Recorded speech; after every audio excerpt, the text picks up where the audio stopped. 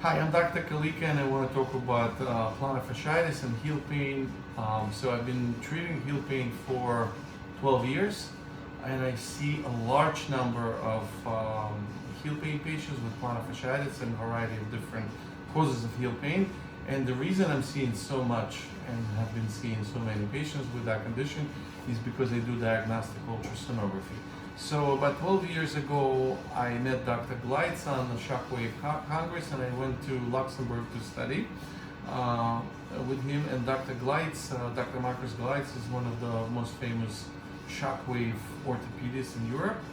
He's published lots of literature on shockwave. He was one of the inventors of different technologies, and back 12 years ago he taught me that you really don't do shockwave without ultrasonography. So 12 years later, I'm RMSK. I've been flying all over the world learning diagnostic ultrasonography and bringing this expertise to my patients in New York. And why it's important to do diagnostic sonography for the heel patients. So I do see a lot of patients with heel pain, and a lot of times they come in because they've tried everything and it doesn't work. And a fair amount of them does have a plantar fasciitis, but a fair amount of them have been mistreated. They've been treated for plantar fasciitis, but in reality, they don't have plantar fasciitis.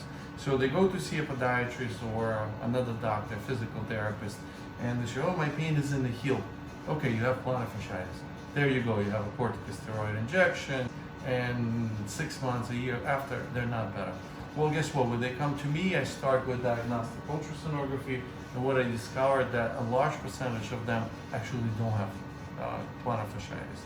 So the ultrasonography really helps me to establish other causes, such as plantar fibromatosis, fat pad atrophy, tarsal tunnel syndrome, where you have multiple small nerves that can be impinged, Achilles tendonitis, calf's contribution, flexor hallucis longus tendonitis, and on and on. There's a variety of different causes. So if you don't really get the right diagnosis, it doesn't matter what you treat that heel pain with, it will never be better.